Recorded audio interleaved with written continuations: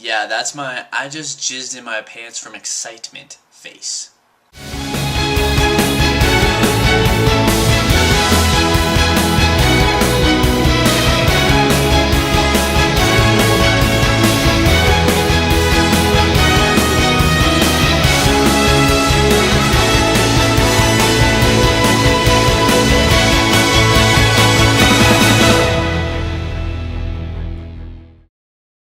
Hey guys, it's Jason with Attack of the Nerd, and was it just me or did that trailer blow your mind?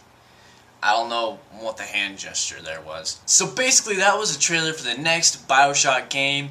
The third in the series is what it would be, Bioshock Infinite. It looks like this one's going to take on a much different direction with a world in the sky and according to an interview I just saw, which you guys are about to see, it's a world that everybody knows about. This place is created at the turn of the century. I have to sneeze. So basically, it's a world that is built by the government, so the government knows about it, which would explain the, red, white, and blue everywhere and the flags everywhere. So the world is very, very aware of this, and according to an interview with one of the creators, it's like when America first landed on the moon. This is what they did. This is cool. It's like that big step for mankind. So now they have a floating city. But as you can imagine, instead of it being a floating city, it is, as the creator said, a Death Star. So instead of going in and telling you guys everything, I was going to actually go through... Friday, get out of here!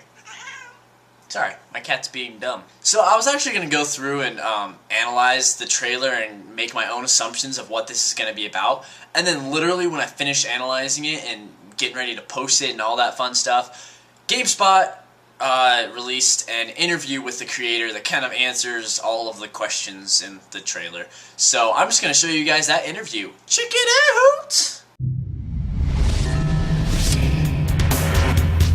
Interview.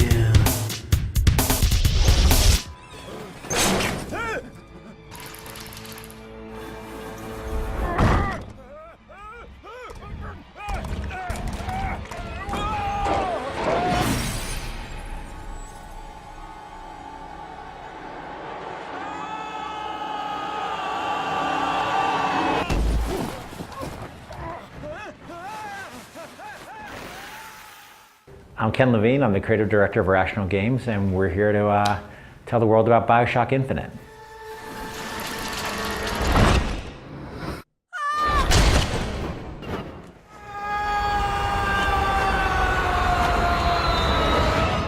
So, in this game, we're talking about Colombia. So, for people that have seen the trailer and are trying to wrap their head about what they saw, what is Colombia? So Colombia is a city that was created, unlike Rapture, this is not a city that nobody knows about. This is a city that's created around the turn of the century in 1900 by the American government, the United States government, think of the space of the moon landing in 1969. This was the moon landing of 1900. It was an example of American ingenuity and American technology and the ideals of the American democratic system. Look what we can do. Look what America can do. And to show the entire world, like a World's Fair almost, what this country was capable of, and to show the dictators and tyrants and monarchs and the people living under them that there's maybe a better system. And that's what Colombia is. It's sort of this model city, but as it turns out, it's not just a World's Fair, it's also a Death Star. And things take a bit of a darker turn, and Colombia disappears into the clouds and out of the sight of humanity. And so who are you, the player in this game? Because how does the story of Colombia kind of coincide with who you are as a player? So in this game, you are a character named Booker DeWitt, and unlike Bioshock 1, you're not a cipher. You're not sort of a nameless nobody. Because we felt we had sort of done that already. We really want to give you a strong identity. You hear yourself actually talk in the game. You hear yourself talk to other characters. You hear yourself.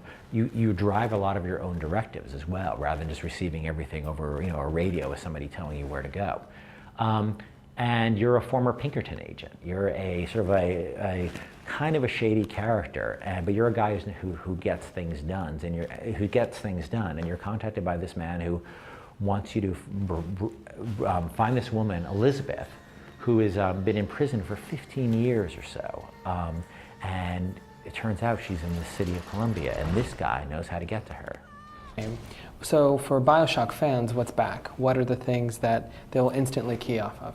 I think the things that they'll key off of, it's a first-person shooter. It's a first-person shooter in an environment that is both amazing and different and strange and weird, but also strangely familiar and feels consistent with reality as it's also inconsistent with reality. I think also that it's a game about having a broad set of tools. It's a game about having a ton of options about how you approach any particular problem in the game. We've really actually focused from a gameplay perspective on expanding that radically. I mean, just even the nature of this city in the sky, and that we had to build an entire new engine for, to have actually floating, the city actually floats in the game. Every part of the city can move around, can fall out of the sky, to be moving on these, you'll see in the trailer, on these skylines, moving at 80 miles per hour on these skylines, engaging with enemies at these huge distances, engaging with not just 2 or 3 enemies, but maybe 10 or 15 enemies at a time. What that demands of the player from their gameplay tool set is really extraordinary. And we think that that's core in Bioshock. Those elements are core, that you have this broad tool set, that you're asked to try different things. You're asked to come up with your own strategies, and you're doing it in this environment that is weird, but also strangely believable.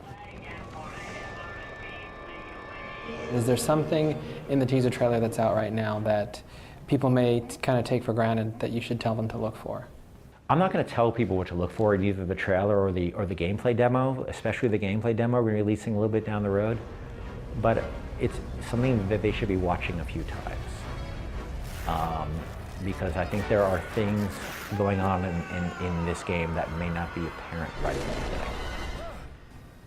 And so, last question. When's the game coming out and what platforms? You can find Bioshock Infinite in 2012 on PC, Xbox 360, and PS3. So yeah, as you can see, Bioshock Infinite is going to be a very, very different game than the other Bioshocks. It's going to take a different direction, but we're still going to have the same stuff that we know and love from Bioshock. So I'm very, very, very excited for this game, and I will post you guys with some more info as soon as I get it. If you guys are interested or excited, put your comments down below. Let me know whether you're excited for it, whether it's a dumb idea, what you think. This is Jason with Attack of the Nerd. If you like what you've seen here and you want to get more movie, tech, and video game reviews, go ahead and subscribe. You know you want to. It's just one click of a yellow button. I mean, click, click, click. That's all. Just one click, click. Do it.